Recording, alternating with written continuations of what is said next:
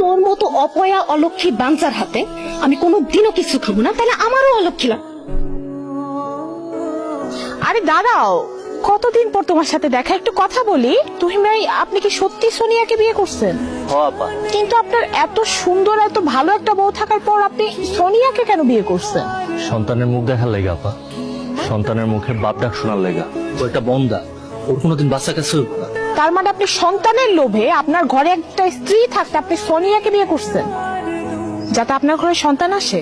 কিন্তু তুহিন ভাই, আপনি তো কখনোই সন্তানের মুখ দেখবেন না। কি কইতেছেন আপা আপনি সব? কারণ আপনি সন্তানের আশায় যাকে বিয়ে করছেন, সোনিয়া, সে বন্ধা, তার কোনোদিন বাচ্চা কাচ্চা হবে না। ওনার এর আগে একটা বিয়ে হয়েছিল, যেই ঘরে উনি 2 বছর সংসার করে। ওনার হাজবেন্ড একদিন ওনাকে আমাদের ক্লিনিকে নিয়ে আসে, ওনার বাচ্চা হয় না এই জন্য। সোনিয়া, ডাক্তার আপা কি বলতেছে এইসব? এর আগে তোমার আরেকটা বিয়ে হয়েছিল? সোনিয়া, তুমি বলো এগুলো সব মিথ্যা। ডাক্তার আপা মিথ্যা কথা বলতেছে, বলো। আবার আগে একটা বিয়ে হয়েছে।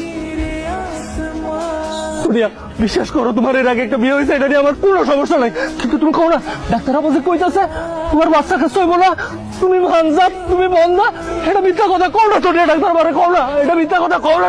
ডাক্তার আপারে কও না সোনিয়া। আমি বাঞ্চা, আমার কোনোদিনও বাচ্চা কাছে হইব না। ডাক্তার আব্বাস যা কইছে সব ঠিক কইছে। আর কি এমন হয়েছিল যে তুই রাস্তার মধ্যে মাথা গুলোয় পড়ে গেছিলি? কি হয়েছে তোর?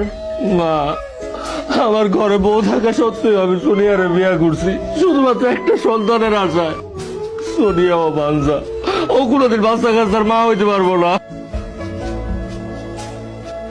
আপনার জন্য খুব ভালো একটা খবর আছে। এত কিছুর পরও আর কি ভালো খবর দিবেন ডাক্তার আপা? আপনি বাবা হতে যাচ্ছেন।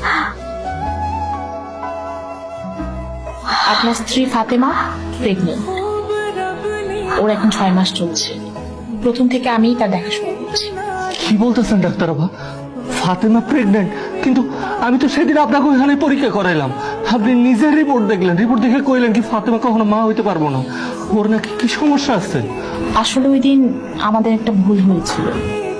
আমরা ভুল করে অন্য একটা পেশেন্টের রিপোর্ট আপনাদের দিয়েছিলাম। আসলে ওই পেশেন্টের নামও ছিল ফাতেমা, তাই আমাদের এই মিস্টেকটা হয়।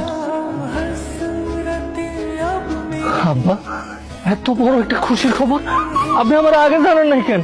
আমার মেয়ে আমারে মানা করছিল, কারণ তুমি তোমার নতুন বউরে নিয়ে সুখে আছো, ভালো আছো।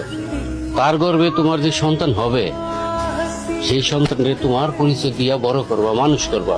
কিন্তু আমার মেয়ের গর্ভে যে সন্তান হইবে, তারে যদি তুমি তোমার পরিচয় না দাও, আমার মেয়ের মতো যদি এই মাসুম বাচ্চাটারে তুমি অবহেলা করো, অবজ্ঞা করো,